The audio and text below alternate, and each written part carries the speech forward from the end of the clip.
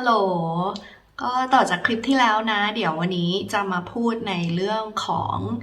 เงินทุนที่เราได้ 1,050 ยูโรนะคะ ใช้พอหรือเปล่า ใช้ทำอะไรบ้าง แล้วค่าใช้จ่ายแต่ละอย่างเนี่ยอยู่ที่เท่าไหร่บ้างนะคะ ถ้าพร้อมแล้วก็ไปกันเลย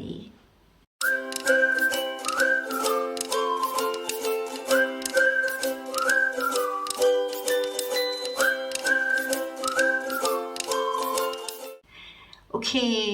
เงินที่เราได้จากทุนนะคะ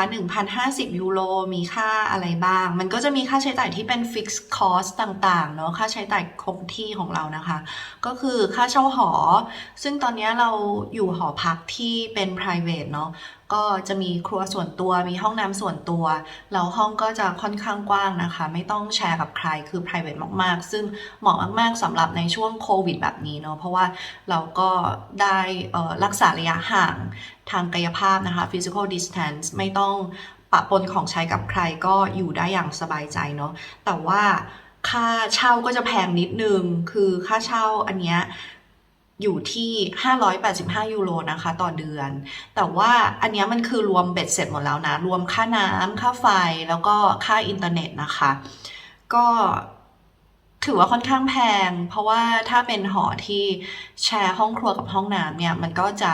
ถูกลงกว่านี้อีกแบบประมาณ100ยูโร200ยูโรแล้วแต่ประเภทห้องขนาดห้องแล้วก็โลเคชันเลยเนาะแต่ว่าเราก็รู้สึกว่าสบายใจที่จะอยู่แบบนี้เนาะเราก็เลยแบบโอเคยินดีที่จะจ่ายนะคะเดี๋ยวเพิ่มเติมนิดนึงว่าจริงๆหอพักนอกจากจะรวมค่าน้ำค่าไฟค่า Wi-Fi แล้วเขายังมีบริการทำความสะอาดห้องให้ด้วยนะคะซึ่งมันจะคือที่ผ่านมาตอนที่เรามาถึงแรกๆในช่วงโควิดแม่บ้านเขาจะมาทุกสัปดาห์แล้วเขาก็จะเน้นทำความสะอาดห้องครัวกับห้องน้ำเนาะแต่ว่าในโซนที่เป็นห้องนอนเขาก็จะไม่เข้ามายุ่งเพราะว่ามันเป็น living area ของเรา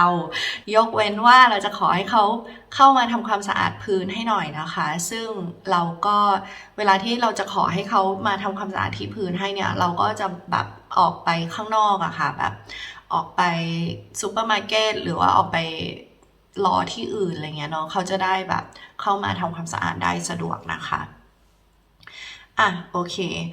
ต่อไปเป็นค่าแอดมินคอสนะคะค่าดำเนินการต่างๆเนาะอยู่ที่18ยูโรนะคะอันนี้คือแบบยังไงก็ต้องจ่ายเพราะว่าเหมือนกับไม่เข้าใจเหมือนกันแต่ว่าแบบยังไงมันก็ต้องจ่ายเป็นค่าแอดมินคอสนะคะซึ่งมันพ่วงมากับไอ้ค่าหอพักอันเนี้ยแหละแล้วก็จะมีค่าประกันสุขภาพที่เราจะต้องจ่ายทุกเดือนนะคะอันนี้ก็จะตัดบัญชีอัตโนมัติไปเลยค่าหอพักกับค่าแอดมินคอสก็ตัดบัญชีอัตโนมัติเนาะค่าประกันสุขภาพตัดบัญชีอัตโนมัติที่64ยูโรนะคะโดยประมาณแล้วก็จะมีค่าโทรศัพท์เราจะใช้ซิมแบบพรีเพดนะเป็นซิมเติมเงินเพราะว่าตอนที่ไปซื้อซิมตอนแรกเนี่ยเขาบอกว่าถ้าเป็นซิมแบบลงทะเบียนแบบ postpaid เราจะต้องมี resident permit ก่อนแต่ว่าตอนที่เรามาถึงเรายังไม่ได้ resident permit นะคะแต่เราจำเป็นจะต้องแบบมีเบอร์ติดต่อที่นี่แล้วก็อยากจะมีซิมแล้วอะไรเงี้ยก็เลยไปซื้อซิมนะมันเป็นแพ็กเกจรายเดือนนะคะรวมค่าโทรแล้วก็ Data ในโทรศัพท์แล้วอยู่ที่10ยูโรนะซึ่งที่ผ่านมา 2-3 เดือนเราก็ใช้ Data พอนะไม่เคยใช้หมดเลยส่วนค่าโทรนี่คือแทบไม่ได้ใช้เลยเพราะว่าไม่รู้จะโทรหาใครยกเว้นว่าโทรแบบจองร้านอาหารหรือว่าโทรแบบติดต่อหน่วยงานต่างๆเลยนะคะแต่แบบแทบจะน้อยมากคือถึงแม้ว่าจะอยู่ข้างนอกเวลาโทรหาเพื่อนก็คือโทรไลน์ถึงแม้ว่าจะเป็นเพื่อนที่นี่ก็บางทีก็โทรผ่าน WhatsApp อะไรเงี้ยเนาะไม่แทบจะไม่ได้ใช้ค่าโทรเลยแล้วก็จะมีค่าตั๋วรถรายปีนะคะเป็นค่าตั๋วรถที่ใช้โดยสารขนส่งมวลชนทั้งหมดในเวียนนาอยู่ที่อันนี้มันปีละ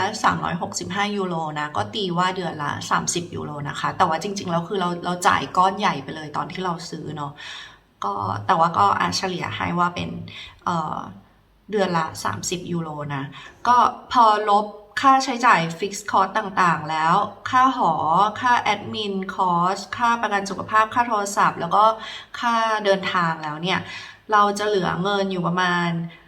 343ยูโรคือน้อยค่อนข้างน้อยมากเลย คือเฉลี่ยแล้วอะสัปดาห์หนึ่งเราจะใช้ได้ประมาณ85ยูโรนิดๆก็ตีว่า85ยูโรแล้วกันเนาะแต่ถามว่าอยู่ใช้จ่าย85ยูโรอยู่ได้ไหมพอไหมจริงๆแล้วอะถ้าใช้จ่ายอย่างประหยัดจริงๆอะมันก็อยู่ได้นะคะ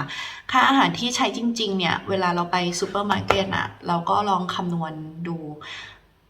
สัปดาห์หนึ่งเราจะซื้ออาหารอยู่ที่ประมาณ50ยูโรนะไม่เกินจากนี้เท่าไหร่คือบางสัปดาห์มันจะซื้อเยอะแต่ว่าของอันนั้นมันเป็นของแห้งที่มันก็จะเหลือมาถึงสัปดาห์ต่อๆไปด้วยซึ่งเฉลี่ยแล้วอะสัปดาห์หนึ่งอยู่ที่ประมาณ50-60ยูโรไม่เกินนี้เนาะบางครั้งก็จะมีแบบไปกินข้าวนอกบ้านบ้างซึ่งตอนนี้ร้านอาหารต่างๆก็เปิดแล้วเนาะการที่เราจะเข้าสังคมกับเพื่อนๆอะไรเงี้ยบางทีมันก็จะต้องไปกินนอกบ้านบ้างนอกบ้านมื้อหนึ่งก็จะอยู่ที่ประมาณ20-30ยูโรนะคะแล้วแต่ว่าเรากินอะไรสั่งมากน้อยแค่ไหนเนาะแต่ว่าถ้าแบบสั่งแบบเมนคอร์สอย่างหนึ่งแอปเปิลไทเซอร์อย่างหนึ่งแล้วก็เครื่องดื่มก็ประมาณ20-25ยูโรนะคะก็สามารถอยู่ได้เนาะก็จะมีเงินเหลือนิดหน่อยนะที่จะใช้ในการซื้อพวกpersonal care items ต่างๆโลชั่นสบู่ยาสระผมต่างๆเนอะแต่ว่าอย่างพวกสกินแคร์ก็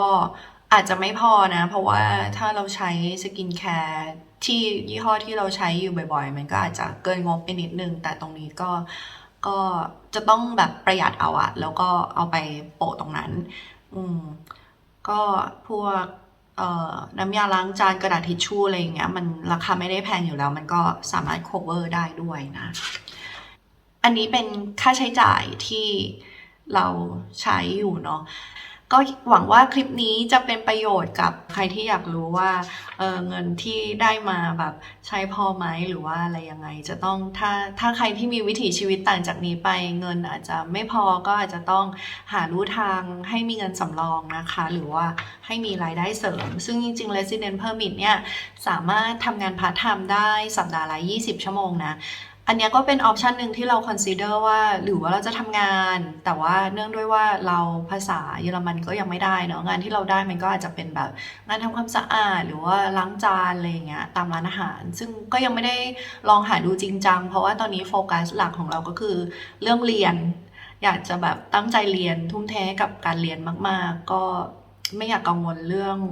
จะต้องทำงานอะไรเงี้ยเนาะแต่ว่าก็ไม่แน่เดี๋ยวดูไปอีกทีนึงว่าถ้ามันมีเวลาว่างสามารถจัดการเวลาได้ลงตัวก็อาจจะลองไปทำงานดูนะ